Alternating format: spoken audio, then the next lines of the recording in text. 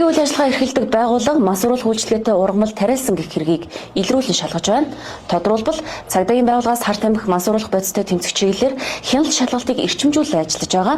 Энэ оны 9-р сарын 25-ны өдөр Сүхбаатар аймгийн Нутаг дэвсгэрт газар тариалангийн үйл ажиллагаа эрхэлдэг нэр бүхий байгууллага. Тариалангийн үйл ажиллагаа эрхэлдэг байгууллага масуурал үйлчлэгээтэй ургамал тариалсан гэх хэргийг илрүүлэн шалгаж байна. Тодорхойлбол цагдаагийн байгууллагаас Харт амих масууруулах бодистой тэмцэх чиглэлээр хяналт шалгалтыг эрчимжүүлэн ажиллаж байгаа. Энэ оны 9-р сарын 25-ны өдөр Сүхбаатар аймгийн Нутаг дэвсгэрт газар тариалангийн үйл ажиллагаа эрхэлдэг нэр бүхий байгууллага нь өөрийн эзэмшлийн тариалангийн талбайд мансууруулах үйлчлэгээтэй олсны ургамлыг тариалсан байж болзошгүй гэмт хэргийг Тус аймгийн цагдаагийн газар илрүүлэн Харт амихтай тэмцэх газартай хамтран шалгаж байна. За уг ургамал нь нэгдсэн үндэсний байгууллагын 1971 оны сэтгцэд нөлөөт бодисын тухай конвенцийн жагсаалтад орсон мансууруулах ургамал юм.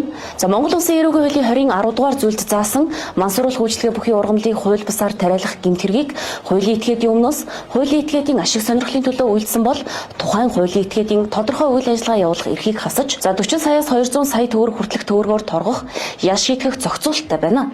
Цагдаагийн байгууллагаас энэ төрлийн гэмт хэрэгээс урьдчилан сэргийлэх, илрүүлэх, таслан зогсоох чиглэлээр үйл ажиллагааг эрчимжүүлэн ажиллаж байгаа тул гэмт үйлдэлээс татгалзахыг анхааруулж байна.